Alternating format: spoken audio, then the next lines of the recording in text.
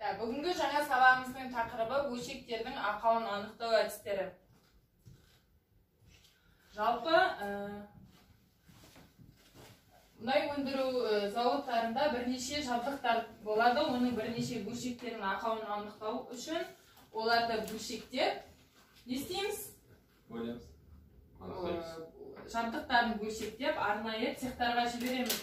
Ол үшін бөлшектерді, жарамды бөлшектерді қандай сырға бояймыз? Жасыл сыр. Екінші, бөлшектермен жанасқан жерлері сары. Үшінші, сол мекемеде жөндеуге жіберілетіндерді ақ сырмен бояймыз. Содан кейін арнайы мекемелерде жөнделетіндерді көкпен және жарамсыз бөлшектерді қызыл сырмен бояймыз екен. Осыны ұмытпаңыздар. Келесі, ақаулардың жарамсыз бөлшектерді мынадай әдістермен анықтайды екенбіз. Ең бірінші бөлшектің ақауын анықтау үшін не істеп аламыз? Оның сырт келбетін көзбен қарау арқылы анықтаймыз. Яғни ол не істеп тұруы мүмкін? Жарылуы, трещина, көзге көрінетін ақаулар. Немесе майысып тұрған жерлерін көзбен көру анықтаймыз. Екінші, соғып қарау арқылы анықтаймыз. Соғып қараған кезде не шығады? Трещин бар жерде дыбыс шығады. Сол арқылы анықтаймыз. Келесі, өлшеу әдісі арқылы және өлшеу құралдары арқылы. Оны білесіңдер, қазір өтеміз. Және дефектоскопиялық әдіс, оған магниттік әдіс жатады, ультрадыбыстық әдіс жатады, рентген сәулелері арқылы анықтаймыз ақауларын. Оны да қазір алда өтеміз. Содан кейін гидравликалық және пневматикалық сынау әдісі дейді. Сумен және ауамен. Дұрыс айтасың. Гидравликалық әдісте сумен және ауамен, ал пневматикалық әдісте ауамен. Керісінше бана бөлшекті суға салып анықтаймыз. Келесі. Бұл суреттен не көріп отырсыздар? Магниттік әдіс. Бұл әдіс деген банағы жабдықтардың трещиндарын өте көзге көрінбейтін тереңдікте жатқан 1-2 миллиметрге дейін немесе одан да тереңдікте жатқан ақауларды анықтау үшін. Келесі. Яғни міне бұл әдіс бірінші люминесценттік әдіс ультрадыбысты сәулелердің әсерінен болады. Ультрадыбыстық әдіс деген бұл металдардың ақауы бар ғой, көзге көрінбейтін соларды анықтау үшін. Рентген сәулесі дегеніміз, рентген не екенін білесіздер ғой, металға рентген сәулесін түсу арқылы түрлі түсті цветті жарықшалар пайда болса, бұл ақауының бар екенін белгілі болады. Келесі, айтқанымыздай гидравликалық және пневматикалық әдіс. Яғни гидравликалық әдісте отырғанымыз үлкен бөлшектердің ақауын анықтау кезінде анықтаймыз. Яғни бөлшектің ішіне су немесе белгілі мөлшерде қысымды 5 минутқа қойған кезде оның егерде жарықшасы бар болса белгілі болады да, егерде қысымды қоятын болсақ ішіне оны манометр арқылы ақауын анықтаймыз. Келесі, пневматикалық әдіс. Ол керісінше үлкен ыдысқа, яғни су құйылған ванныны алсақ, соған өңделетін бөлшектерді толтырып саламыз. Сол кезде бөлшекте трещин жарықша пайда болатын болса, не болады? Ол су көпіреді ғой, өздерің қарапайым күнде көріп жүргендей. Сол арқылы ақауын анықтауға болады. Келесі. Және бөлшектердің өлшемдері бірнеше түрі болады. Өлшем. Кез келген, мысалы, мына сызғыштың да өлшемі болады, сол сияқты кез келген бөлшектің өлшемі болады. Қалыпты өлшем бірінші. Ол қандай? Яғни ол, мысалы, қаламсапты алатын болса, оның өзінің арнайы өлшемі болады да, құжатта өзінің құжатында белгіленген осындай размермен шығу керек деген. Бұл қалыпты өлшем. Екінші, рұқсат етілген өлшем. Бұл дегеніміз, мысалы, бір жабдықты алатын болса, бір сораптың соған арнайылап жасалынған, соның размеріне сәйкестендіріп жасалынған бөлшектің өлшемін айтамыз.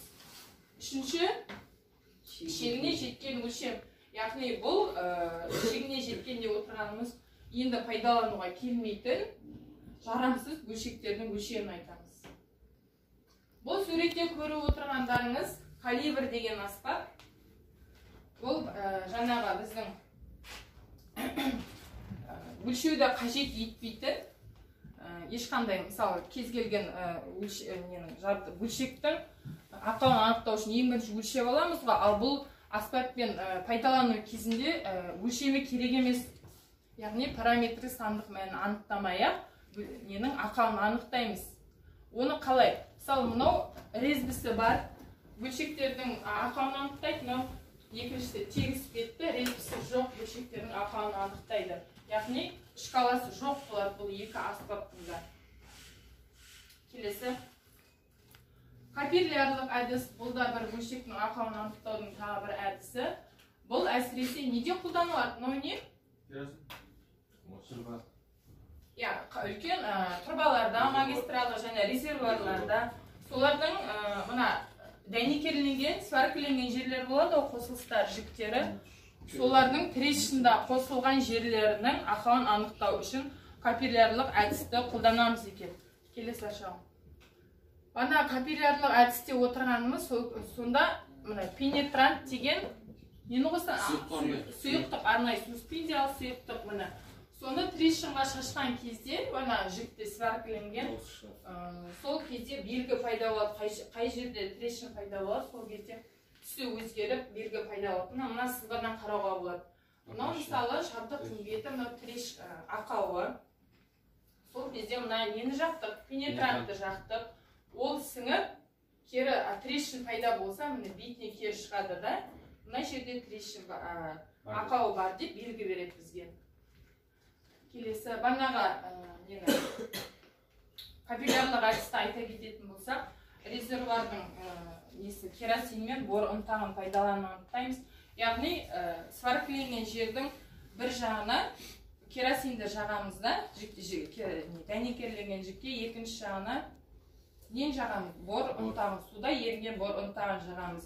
Егерде ақау пайда болатын болса, ол не болады? Белгі береді, жағында бор ұнтағы келесі жағына шығып, белгі береді. Бұл келесі магниттік әдіс. Мынау не? Көріп отырғандарыңыз. Магнитті ұнтақ деген болады. Бұл да арнайы аспаппен анықталады. Бұл жабдыққа, тозған жабдыққа магнит ұнтағын септік. Келесі.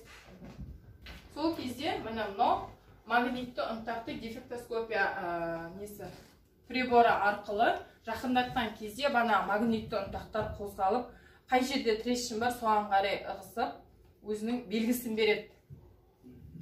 Бұл да өте жұқа ақаулардан бірнеше тереңдікте жатқан ақауға дейін анықтайтын жабдық. Бұл келесі ультрадыбыстық әдіс.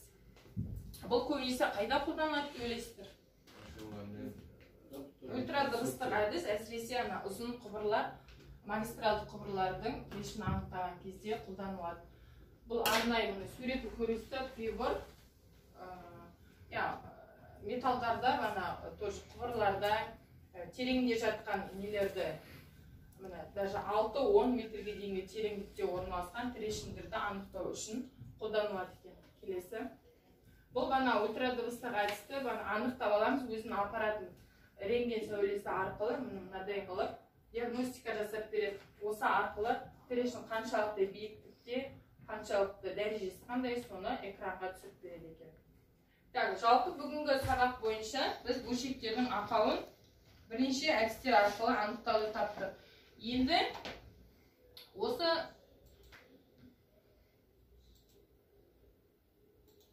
осы тапсырмаларды жаңа сабақта қаншалықты түсінгендеріңіз ретінде сіздерге бірнеше сұрақтар береміз.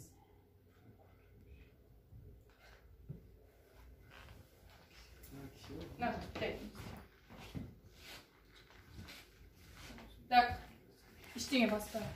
Бірінші сұрақ. Жарамсыз бөлшектерді қандай сырмен бояймыз? Жарамсыз бөлшектерді. Қызыл. Дұрыс.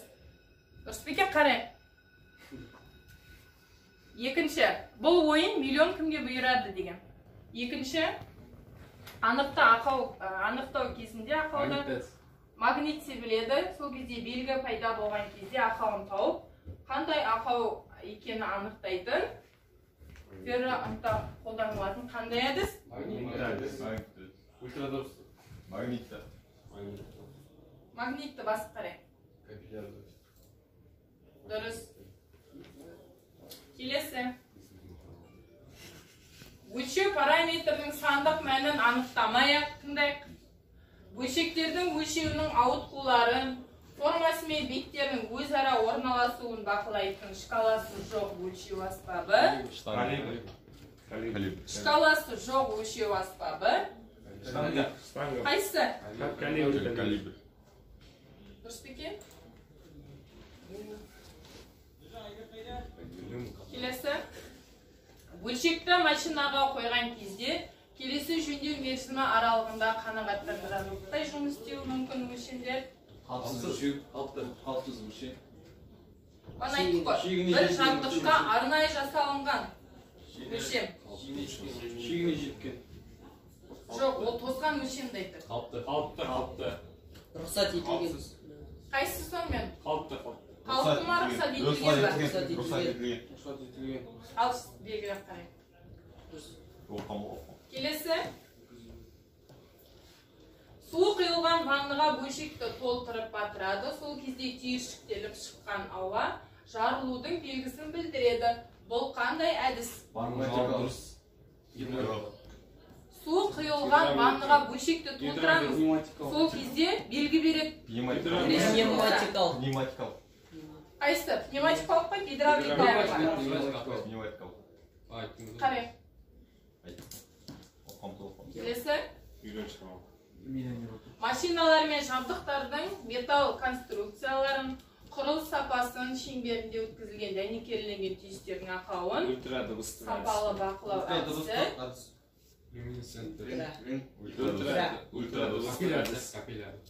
Қайсысы соны?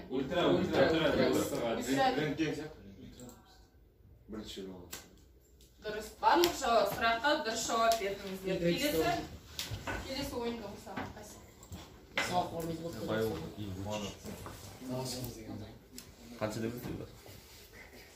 Бұл жерде көрініп тұрмай сіздерге бүгінгі сабақта жаңадан терминдер айтылды ғой, мысалы калибр деген сияқты сіздерге таныс емес, күнде қолданып жүрген. Соларды осы әріптердің ішінен тауып мына жерге жазамыз. Пневматикалық. Ортасында. Қандай сөз көріп тұрсыздар? Пневматикалық. Дәптерлеріңізді жазып отырыңыздар міне. Баспай ақ қой, өздері жазады міне. Пневматикалық. Сосын. Ультрадыбыстық астында. Міне, мына жерде калибр дейді. Сосын. Мына жерде ультрадыбысты. Ортасында рентген деп тұрады. Қай жерде тұр? Сол жақтан оң жаққа дейін рентген деп тұрады. Үшіншісі. Кел, Матик. Үшінші жолда. Басына, Иә, сосын. Жазып отырыңдар. Сосын. Капилляра тұрады. Пневматикалық астында. Капилляр. Капилляр, иә, дұрыс. Сосын. Ультра астында. Оны таптық. Ультрадыбысты.